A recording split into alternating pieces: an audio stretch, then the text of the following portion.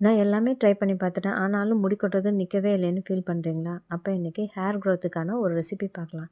எப்பயுமே hair oil apply பண்ணுறது மட்டும் இல்லாம, நம்ப சத்துள்ள சாப்பாடும் நம்ம சாப்பிடணும். அப்பதான் ஹேர் க்ரோத் ஃபாஸ்ட்டா இருக்கும். நெறையா ரீசன்னால ஹேர் ஃபால் வரலாம். சிலருக்கு பிளட் கம்மியா இருக்கலாம், ஹார்மோன் ப்ராப்ளமா இருக்கலாம், பாடி ஹீட்டு, ஸ்ட்ரெஸ்ஸு, டேண்ட்ரஃப் இது மாரி நெறைய ரீசன் இருக்கலாம். இன்னைக்கு நம்ம முளைக்கட்டிய பச்சை பயிர்ல ஒரு சாலட் பண்ண போறோம். இதில வந்து புரோட்டீன், அயர்ன், கால்சியம், மெக்னீசியம், ஃபைபர்னு நிறைய சத்து இருக்கு. இதில ஹை புரோட்டீன் இருக்கிறதுனால ஹேர் ரூட்டை நல்லா ஸ்ட்ரென்தன் பண்ணி முடி ஸ்ட்ராங்கா, திக்கா வளர ஹெல்ப் பண்ணுது. ஹேர் ஃபாலை கண்ட்ரோல் பண்ணுது. இதில இருக்க அயர்ன் வந்து பிளட் சர்க்குலேஷன் அதிகம் பண்ணி ஹேர் க்ரோத்துக்கு ஹெல்ப் பண்ணுது. முடி தின்னாகாம பார்த்துக்கும்.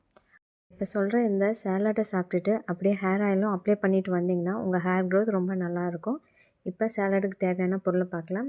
1 கப்பு முளைக்கட்டிய பச்சை பயிறு, 1 கேரட்டு, சால்ட்டு, பெப்பரு, லெமனு, கருவேப்பிலை, கொத்தமல்லி தழை. ஃபஸ்ட்டு ஒரு பவுலில் முளைக்கட்டிய பச்சை பயிரில் ஒரு துருவிய கேரட்டை போட்டுறோம். சால்ட்டு, பெப்பரு, பொடியாக அரிஞ்ச கொத்தமல்லி தழை, லெமன் ஜூஸ் 1 ஸ்பூன்.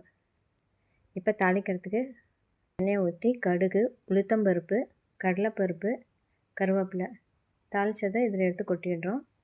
இப்போ இதை நல்லா மிக்ஸ் பண்ணிவிட்டு இது வாரம் 2 வாட்டி காலையில் ஒரு கைப்பிடி அளவு சாப்பிட்டுட்டு வந்தால் உங்கள் முடி நல்லா வளரும். இது எப்படி இருக்குன்னு ட்ரை பண்ணி பார்த்துட்டு கமெண்ட் பண்ணுங்கள். இப்போ லைக் பண்ணுங்கள், ஷேர் பண்ணுங்கள், சப்ஸ்கிரைப் பண்ணுங்கள். தேங்க்யூ.